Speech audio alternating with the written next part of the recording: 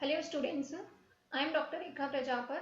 आज के इस लेक्चर में हम बात करेंगे अर्नफेस्ट थ्योरम के बारे में। देखिए, अर्नफेस्ट थ्योरम के स्टेटमेंट के बारे में मैं सबसे पहले बात करना चाहूँगी। अर्नफेस्ट थ्योरम का स्टेटमेंट यह कहता है कि जब हम क्लासिकल मैकेनिक्स में किसी भी पार्टिकल के लिए उसकी इक्वेशन ऑफ मोशन को जो रिप्रेजेंट करते हैं, अगर उस इक्वेशन ऑफ मोशन में हम उनके वेरिएबल्स की जगह पर उनकी एक्सपेक्टेशन वैल्यू को रिप्लेस कर देते हैं, तो उस केस में वो equation of motion quantum mechanics में पार्टिकल की इक्वेशन ऑफ मोशन को रिप्रेजेंट करती है। देखिए किस प्रकार से हम जानते हैं कि क्लासिकल मैकेनिक्स में हम इक्वेशन ऑफ मोशन देते हैं that P is equal to the mv। P की वैल्यू किसके बराबर होती है? m इंटू द v, जिसको अगर हमें x के फॉर्म में रिप्रेजेंट करना होगा तो हम कैसा लिखेंगे? dx अपॉन dt बराबर px upon m, x direction के लिए। तो जब हम इस इक्वेशन में ये जो वेरिएबल है x, देखिए बॉडी का मास तो कांस्टेंट होता है, बॉडी का मास कांस्टेंट है, लेकिन जो वेरिएबल है वो है x। तो अगर हम यहाँ पे इनके इस x यानी कि जो वेरिएबल क्वांटिटीज हैं, अगर हम उन क्वांटिटीज को उनकी एक्सपेक्टेशन वैल्यू से हम रिप्लेस कर देते हैं, तो उस केस में वो इक्वेशन क्वांटम मैकेनिक्स में पार्टिकल की मोशन के लिए इक्वेशन को रिप्रेजेंट करती है। तो देखिए अब हमने क्या किया, यहाँ पे x को हमने यहाँ पे उनकी एक्सपेक्टेशन वैल्यू से रिप्लेस किया है। तो ये जो इक्वेशन है that is the d upon dt of expectation value of x that is equals to the 1 upon m of the expectation value of the px। ये इक्वेशन क्वांटम मैकेनिक्स में particle के equation of motion को represent करती है। इसी प्रकार से हम दूसरी इक्वेशन भी देखेंगे फोर्स के टर्म में। तो अभी हम सबसे पहले इस फर्स्ट स्टेटमेंट को वेरीफाई करेंगे क्वांटम मैकेनिकली, क्योंकि अभी हम यहाँ पे क्वांटम मैकेनिक्स की बात कर रहे हैं। तो देखिए हम यहाँ पे क्या करा है, हमने यहाँ पे x की एक्सपेक्टेशन वैल्यू यूज में ली है और px की एक्सपेक्टेशन वैल्यू हमने यहाँ पर यूज में ली है। अब हम यहाँ पे इस स्टेटमेंट को वेरीफाई करेंगे श्रोडिंगर इक्वेशन को यूज में लेते हुए, साथ ही x की एक्सपेक्टेशन वैल्यू को लिखते हुए। तो सबसे पहले अब हम यहाँ पे लिख रहे हैं एक्सपेक्टेशन वैल्यू, जिसको हम हिंदी में कहते हैं प्रत्याशा मान, expectation value of the position coordinate for the normalized wave function. हम प्रीवियस लेक्चर में बात कर चुके हैं नॉर्मलाइज्ड वेव फंक्शन यानी कि सामान्यीकृत तरंग फलन क्या होता है, और प्रत्याशा मान यानी एक्सपेक्टेशन वैल्यू को किस प्रकार से मैथमेटिकली रिप्रेजेंट किया जाता है। जब हमें यहाँ पे x की एक्सपेक्टेशन वैल्यू को लिखना होगा तो उसका फॉर्मूला कैसे दिया जाएगा? Expectation value of x will be is equal to the integral of the psi complex conjugate x psi D टॉ।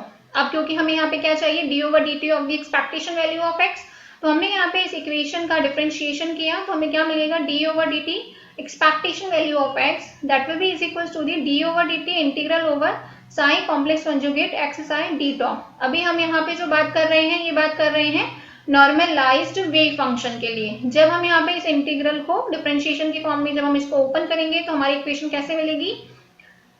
तो देखिए हम यहाँ पे इसका 1 by 1 डिफरेंशिएशन करेंगे।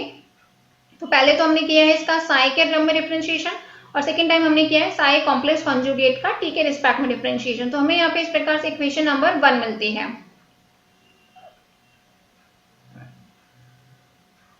अब आगे हम यूज में ले रहे हैं टाइम डिपेंडेंट श्रोडिंगर इक्वेशन। हमने बात की थी there are two types of the Schrodinger equation, time dependent Schrodinger equation and another one is the time independent Schrodinger's wave equation. अभी हम यहाँ पे यूज में ले रहे हैं time dependent Schrodinger equation because we are talking about the time derivative. So time dependent Schrodinger equation is written as iota h cross del psi over del t that is equals to the minus h cross square upon 2m del 2 psi plus v psi। यहाँ से हमने इस equation को rearrange किया है del psi over del t के लिए, and its value will be equals to the 1 upon of iota h cross bracketed term minus h cross square upon 2m del 2 psi plus v psi। अब अगर हमें यहाँ पे इसमें साई के complex conjugate को यूज में लेना होगा तो कैसे लिखेंगे, डेल साई स्टार यानी del psi complex conjugate upon of del T will be is equals to the iota को हम माइनस आयोटा से रिप्लेस कर देंगे। जब हम किसी का कॉम्प्लेक्स कॉन्जुगेट लिखते हैं या उसका सम्मिश्र संयुग में लिखते हैं तो उस केस में हम आयोटा को माइनस आयोटा से रिप्लेस करते हैं। तो हमारी इक्वेशन होगी minus of 1 upon iota H cross minus H cross square upon 2m del 2 psi complex conjugate plus v psi complex conjugate. अब देखिए हमें यहाँ पे जो इक्वेशन नंबर 1 थी जिसमें हमें D over D T of expectation value of X की इक्वेशन मिली थी, उसमें हमें क्या चाहिए, del psi over del T और del psi over del T का कॉम्प्लेक्स कॉन्जुगेट। तो हमने यहाँ से इक्वेशन नंबर 2 और इक्वेशन नंबर 3 से इनकी वैल्यू को इक्वेशन नंबर 1 में जब हमने इनको पुट किया तो हमारे पास में ये एक इक्वेशन आती है। अब देखिए इस इक्वेशन में हमने डिनोमिनेटर में जो आयोटा एच क्रॉस है हमने उसको बाहर कॉमन ले लिया। ऑल ओवर इक्वेशन में हमारे पास में आयोटा एच क्रॉस आएगा, उसको हमने बाहर कॉमन ले लिया और जब हमने इसको ओपन किया तो देखिए क्या आएगा, psi complex conjugate X minus H cross square upon 2m del 2 psi plus psi complex conjugate X B psi, ये तो हमें इस इक्वेशन से मिला, plus H cross square upon 2m del 2 psi complex conjugate into X psi plus V psi complex conjugate X psi D tau. अब देखिए यहां से हमारे पास में एक माइनस साइन आएगा, this will be the minus और ये माइनस और ये प्लस कैंसिल आउट हो जाएगा। तो उस केस में हमारे पास में ये दो टर्म्स बचती है इक्वेशन नंबर 4 के फॉर्म में। अब हम यहाँ पे एक मैथमेटिकल आइडेंटिटी यूज में लेंगे। अब वो मैथमेटिकल आइडेंटिटी हम यहाँ पे ये ले रहे हैं कि X psi del psi complex conjugate का जब डेल ऑपरेट करते हैं then it will be equals to the of del of x psi dot del of psi complex conjugate plus of x psi del 2 psi complex conjugate। अब देखिए हमारे इस equation में हमारे पास में टर्म क्या आ रही है, del 2 psi का कॉम्प्लेक्स कॉन्जुगेट हमें यहाँ पे चाहिए। अब उस del 2 psi कॉम्प्लेक्स कॉन्जुगेट की वैल्यू हमने यहाँ पे इस इक्वेशन से निकाली है। del 2 psi complex conjugate x psi की वैल्यू हमारे पास में यहाँ से आई, तो हमने यहाँ से इसको रिप्लेस किया रीअरेंज करके। फिर जब हमने इस वाली इक्वेशन का वॉल्यूम के रिस्पेक्ट में जब हमने वॉल्यूम इंटीग्रल देखा तो हमारे पास में इक्वेशन नंबर 5 आती है। जब इस इक्वेशन नंबर 5 से ये जो इंटीग्रल है that is a volume integral of del 2 psi complex conjugate X psi D tau, उसकी जगह पे हमने ये वाली वैल्यू पुट करी है। तो देखिए हमारे पास में एक्सप्रेशन आता है इक्वेशन नंबर 4 का। उसके बाद में उससे पहले हमने यहाँ पे गॉसेस डाइवर्जेंस थ्योरम लगाई है, क्योंकि अब यहाँ पे हम क्या कर रहे हैं कि हम यहाँ पे वॉल्यूम इंटीग्रल को हमने एरिया इंटीग्रल में कन्वर्ट किया। तो जब हमने यहाँ पे इसमें वॉल्यूम इंटीग्रल को हमने एरिया इंटीग्रल में कन्वर्ट किया है तो क्या कहती है, volume integral of the del of X psi del psi complex conjugate D tau is equals to the surface integral X psi del psi complex conjugate D A. तो ये जो हमारे पास में इक्वेशन नंबर अभी ऊपर वाली थी 5, उसमें हमने अप्लाई किया गॉसेस डाइवर्जेंस थ्योरम, तो हमारे पास में इक्वेशन नंबर 6 आती है। अब क्योंकि हम ये जानते हैं कि इनफाइनाइट पे वेव फंक्शन की वैल्यू क्या हो जाती है, 0। जब हमने उसकी प्रॉपर्टीज की थी वेव फंक्शन की तो हमने ये डिस्क्राइब किया था। तो उस केस में हमने यहाँ पर यह कहा है कि इसकी वैल्यू क्या हो जाएगी, 0। और जब इसकी वैल्यू 0 हो जाएगी तो ये वाली टर्म हमारी 0 हो जाएगी डी ए वाली, और हमारे पास में एक फाइनल एक्सप्रेशन आएगा volume integral of the del 2 psi complex conjugate x psi d tau will be the minus of the volume integral del of x psi dot del psi complex conjugate d tau। तो हमारे पास में एक ये वाली equation आई जिसमें हमने simplified form में ये देखा है। तो एक हमारे पास में ये इक्वेशन आई। अब आगे हमने एक दूसरी आइडेंटिटी और यूज में ली है। दूसरी आइडेंटिटी हमने क्या यूज में ली है कि that del of psi complex conjugate del of x psi is equals to the del psi complex conjugate del x psi plus psi complex conjugate del 2 of x psi। Again हमने इसका volume integral देखा। जब हमने इसका volume integral देखा तो हमारे पास में ये इक्वेशन इस फॉर्मेट में आती है। अब देखिए क्या आएगा, volume integral of del of psi complex conjugate del of x psi d tau that is equals to the volume integral del psi complex conjugate del of x psi d tau plus volume integral of the psi complex conjugate del 2 of x psi d tau। अब again हमने यहाँ पे Gauss's divergence theorem use में ली, जिसमें हमने Gauss's divergence theorem को जब हमने यूज में लिया तो ये वाला जो टर्म है हमारा, इसमें हमने जो डेल आ रहा है इसको हमने सरफेस इंटीग्रल में रिप्लेस किया। तो सरफेस इंटीग्रल में रिप्लेस करेंगे तो integral of surface area psi complex conjugate del of X psi D A हो जाएगा। और हम ये जानते हैं कि इनफाइनाइट पे साई की वैल्यू 0 हो जाती है, तो ये वाला वेव फंक्शन के लिए हमारी इक्वेशन 0 हो जाएगी। अब देखिए हमारे पास में ये इक्वेशन बचती है। जब हम इस इक्वेशन को रीअरेंज करते हैं तो हमारे पास में यहाँ से एक वैल्यू आती है। तो यहां से जब हमने इक्वेशन नंबर 8 और इस इक्वेशन नंबर 7 से आप देख सकते हैं इक्वेशन नंबर 7 और इक्वेशन नंबर 8 को हमने हमारी जो ये प्रीवियस इक्वेशन थी that is the equation number 4, जहां पे हम फाइंड आउट कर रहे थे d/dt of expectation value of x। इस फॉर्मूले में आप देख सकते हैं इन दोनों टर्म को हमने, जो इक्वेशन नंबर 4 की तो दोनों इंटीग्रल टर्म है, इनको हमने इक्वेशन नंबर 7 और इक्वेशन नंबर 8 से जब हमने इनको पुट किया तो हमारे पास में एक फाइनल एक्सप्रेशन आता है। ठीक है, तो हमें जब हमने इक्वेशन नंबर 7 और इक्वेशन नंबर 8 को जब हम यहाँ पे कंपेयर कर रहे हैं पहले, तो हमने क्या देखा कि del 2 psi complex conjugate x psi d tau की वैल्यू किसके बराबर आ रही है, volume integral of the psi complex conjugate del 2 of x psi d tau। ये देख सकते हैं आप, ये इक्वेशन नंबर 7 है, ये इक्वेशन नंबर 8 है, और इन दोनों में हमारे पास में ये वाला और ये वाला, जहां मैं पॉइंटर से पॉइंट आउट कर रही हूँ, 7 का राइट साइड और 8 का लेफ्ट साइड, दोनों एक दूसरे के इक्वल है। तो इस केस में हमारी आइडेंटिटी क्या होगी, that volume integral of del 2 psi complex conjugate x psi d tau बराबर क्या हो जाएगा, माइनस से माइनस कैंसिल हो जाएगा, integral of v psi complex conjugate del 2 of x psi d tau। हमारे पास में ये इक्वेशन आ गई, और फिर यहाँ से हमने जो हमारी इक्वेशन नंबर 6 से पहले वाली जो इक्वेशन नंबर 4 है, उसमें जब हमने इस आइडेंटिटी को यूज में लिया तो हमारी जो इक्वेशन मिलती है d/dt of the expectation value of x, वो हमारे इस फॉर्मेट में आती है, that is minus h×2 iota m psi complex conjugate x del 2 psi d tau plus h×2 iota m integral of the psi complex conjugate del 2 of x psi d tau। यहाँ से हमने h×2 iota m को common लिया, so taking out minus h×2 iota m from the equation, then there will be the product of the integral of the psi complex conjugate x del 2 psi minus del 2 of x psi d tau। यहाँ से हमने psi complex conjugate को बाहर लिखा और ऊपर हमने -1 iota की जगह पे iota लिया, तो हमारे पास में ये इक्वेशन आई है। अब देखिए यहाँ पे हमारे पास में जो ब्रैकेटेड टर्म आ रही है that is del 2 of x psi minus x del 2 psi। हमने यहाँ पे इस टर्म को ओपन किया, सिंपल मैथमेटिकल एक्सप्रेशन है, हम यहाँ पे इसको ओपन कैसे करेंगे, देखिए del 2 of x psi minus of x del 2 psi, इसकी वैल्यू क्या होगी, del 2 की जगह क्या लिखेंगे, del dot of del x psi minus x del 2 psi। अब देखिए पहले del को हमने बाहर लिया और del ऑपरेटर को ऑपरेट किया है x psi पे, तो 1 by 1 ऑपरेट करेंगे, सो del of x psi plus x del of psi minus of x del 2 psi। अब वापस हमने del ऑपरेटर पूरी इक्वेशन पे ऑपरेट किया तो क्या हो जाएगा, del 2 x psi plus del x into del psi plus del x del psi plus x del 2 psi। ये वाली इक्वेशन आ गई minus of x del 2 psi, जो सेम टर्म आ रही है माइनस साइन के साथ में प्लस साइन के साथ में कैंसिल आउट हुई, और रिमेनिंग टर्म क्या बची, del 2 of x psi plus 2 del x del psi। ठीक है, अब देखिए यहाँ से हमने क्या देखा है,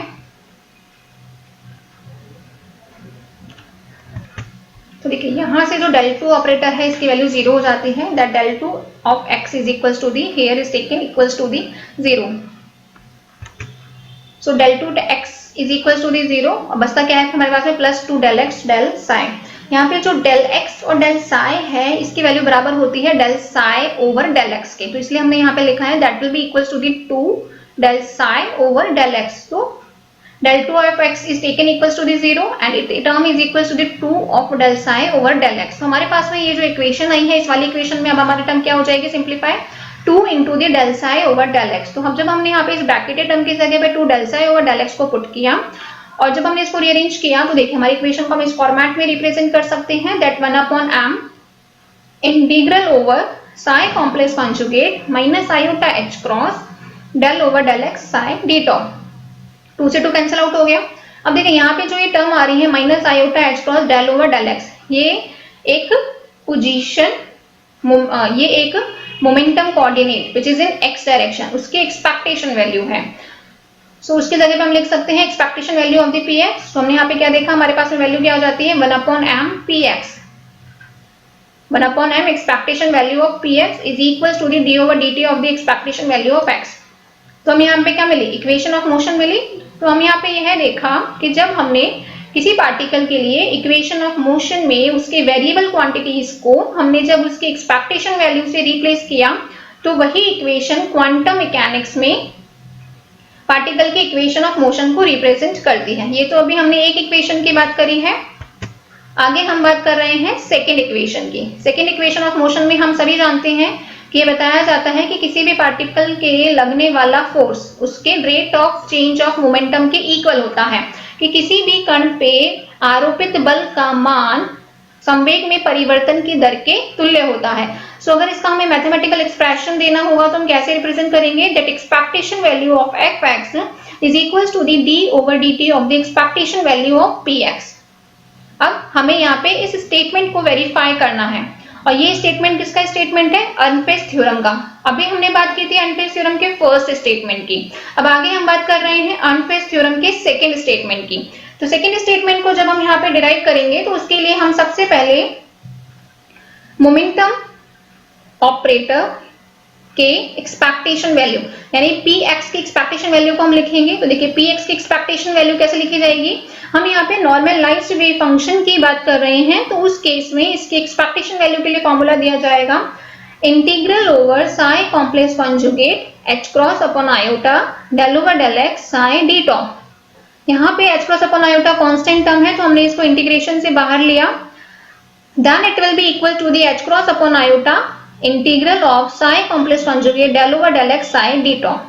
अब क्योंकि हमें चाहिए px की एक्सपेक्टेशन वैल्यू का time derivative and it's time derivative will be the d over dt expectation value of the px। हम इसका क्या करेंगे, डिफरेंशिएशन करेंगे, h क्रॉस अपॉन आयोटा बाहर लेंगे, इंटीग्रेशन की टर्म बाहर लेंगे, integration minus infinite to the plus infinite. अब वन बाय वन टर्म हम डिफरेंशिएशन करेंगे साई कॉम्प्लेक्स कॉन्जुगेट का और साई का। So del psi complex conjugate upon del T del over del X psi plus psi complex conjugate del over del x into the del psi over del T into the D tau. क्योंकि अब देखिए यहाँ पे del over del x किस पर operate हो रहा है, साई पे, तो इसलिए हमने क्या लिखा है del two psi over del x into the del T. अब आगे हम फर्दर यहाँ पे यूज करेंगे time dependent Schrodinger's equation and it is represented as iota H cross del psi over del T is equal to the minus H cross square upon 2m del two psi over del x square plus V psi. हम यहाँ पे इस equation के complex conjugate को भी लिख सकते हैं। सो इसका कॉम्प्लेक्स कॉन्जुगेट होगा माइनस आयोटा एच क्रॉस, जिसमें कॉम्प्लेक्स कॉन्जुगेट में हम क्या करते हैं, आयोटा की जगह पे माइनस आयोटा लिखेंगे और साई की जगह पर साई कॉम्प्लेक्स कॉन्जुगेट लिखेंगे। सो क्या वैल्यू हो जाएगी, minus iota H cross del psi complex conjugate upon del T that is equal to the minus H cross square upon 2m del two psi over del x square complex conjugate plus V psi complex conjugate. अब देखिए हमें यहाँ पे ऊपर क्या चाहिए, del two psi over del x into the del T. हमारे पास में del psi over del T है, हमें यहाँ पे del two psi over del x into del T चाहिए। उस केस में हम इक्वेशन नंबर 11 का x के रिस्पेक्ट में डिफरेंशिएशन करेंगे। So now we are differentiating equation number 11 with respect to x, then we will get an equation number 13 having the value of the expression for iota h cross del psi over del x into the del t will be is equal to the minus h cross square upon 2m del cube over del x cube plus del over del x into the v psi। अब हमारे पास में देखिए del psi over del t के complex conjugate की value है, del 2 psi over del x into del t की value है। इन वैल्यूज को जब हम इक्वेशन नंबर 10 में पुट करते हैं तो देखिए हमें क्या मिलता है, d over dt of expectation value of px is equals to the, तो देखिए हमने यहाँ पे क्या करा है, I1 अपॉन I2 का लिखा है माइनस आयोटा एच क्रॉस। तो इक्वेशन क्या हो जाएगी, minus iota H cross del psi upon del T complex conjugate into del psi over del X minus psi complex conjugate iota H cross del two psi over del x into del T into D top. फिर हमने यहाँ पे उनकी जगह value put करी है। तो देखिए हमने यहाँ पे कैसे किया, ये हमारी इक्वेशन थी, यहाँ पे हमने वैल्यू पुट करी है del psi over del t के कॉम्प्लेक्स कॉन्जुगेट की, साथ ही del two psi over del x into del t की। हमने यहाँ पे इनकी वैल्यू पुट करी। वैल्यू पुट करने के बाद में हमने इनको जो ब्रैकेटेड टर्म की मल्टीप्लाइड टर्म है इनको हमने ओपन किया, तो हमारी फाइनल इक्वेशन इस टर्म में आती है, that is minus H cross square upon 2m integral from minus infinite to plus infinite del two psi over del x square complex conjugate into del psi over del X minus of psi complex conjugate, ये वाली term है, minus psi complex conjugate del cube psi upon del X cube D top, और यहाँ पे हमने v वाली term को एक साथ लिखा है plus minus infinite to the plus infinite integration v psi complex conjugate del psi over del X minus of psi complex conjugate del over del x into the v psi D top. अब देखिए हमने यहाँ पे क्या करा है, इस वाली टर्म में जहां मैं पॉइंटर से पॉइंट आउट कर रही हूँ, उस इक्वेशन में हमने del over del x common लिया, तो हमारी इक्वेशन होगी minus H cross square upon 2m integral from minus infinite to plus infinite del over del x bracketed term del psi over del x का complex conjugate minus i complex conjugate del two psi over del x square into D term plus integral होगा minus infinite to plus infinite. अब देखिए यहाँ पे हमने इसको क्या करा है, इसको हमने सेपरेट लिखा है V psi complex conjugate del psi over del x into D term, और ये वाला जो टर्म है del over del X V psi, इसको हमने ओपन किया, हमारी इक्वेशन इस फॉर्मेट में आई। अब यहाँ पे हम देख सकते हैं कि जो टर्म हमारी कैंसिल आउट होगी हमने उसको कैंसिल आउट करा, और एक रिमेनिंग टर्म हमारी बचेगी, वो टर्म क्या होगी, psi complex conjugate psi del V over del x into D term. तो हमारे पास में ये इक्वेशन आ गई। बाउंड्री कंडीशन ये कहती है कि साई और del psi over del X की वैल्यू 0 होगी जब हम प्लस या माइनस इनफाइनाइट की बात करते हैं। तो देखिए उस केस में ये वाली टर्म हमारी 0 हो जाएगी ब्रैकेटेड टर्म, रिमेनिंग टर्म क्या बचेगा, ये वाली टर्म। अब देखिए ये क्या है, साई कॉम्प्लेक्स कॉन्जुगेट, इसको हम इस प्रकार से लिख सकते हैं psi complex conjugate del V over del X psi D term, और ये हमारे किसका फॉर्मूला हो जाएगा, del V over del X की एक्सपेक्टेशन वैल्यू का। देखिए उस केस में अब हमारे पास में, क्योंकि हमारा ये वाला टर्म किसके इक्वल था, D over D T of the expectation value of P x, ये किसके बराबर होगी, ये वाली ब्रैकेटेड टर्म तो 0 हो गई थी, and this is equal to the minus del V over del X. Del V over del X हम जानते हैं क्या रिप्रेजेंट करता है, बॉडी पे acting force. So d over dt of the expectation value of px will be is equals to the expectation value of the force। कि किसी भी बॉडी पे लगने वाला फोर्स उस बॉडी पर लगने वाले मोमेंटम के रेट ऑफ चेंज के इक्वल होता है, और यहाँ पे हम उनके एक्सपेक्टेशन वैल्यू के लिए इस रिलेशन को वेरीफाई कर चुके हैं। सो यहाँ पे हमने अनफेस्ट थ्योरम के दोनों स्टेटमेंट्स को वेरीफाई किया है, और हमने यहाँ ये देखा है कि किसी भी पार्टिकल के लिए जब उनके इक्वेशन ऑफ मोशन में प्रेजेंट वेरिएबल्स को हम उनके एक्सपेक्टेशन वैल्यू से रिप्रेजेंट करते हैं, then these equations shows the equation of motion of the particle in quantum mechanics. कि जब किसी भी कण के लिए गति की समीकरण में उपस्थित चरों को हम उनके प्रत्याशा मान से रिप्लेस करते हैं, तो वो समीकरण क्वांटम यांत्रिकी में कण की गति की समीकरण को दर्शाती है। So this was all about for the Ehrenfest theorem. Thank you so much.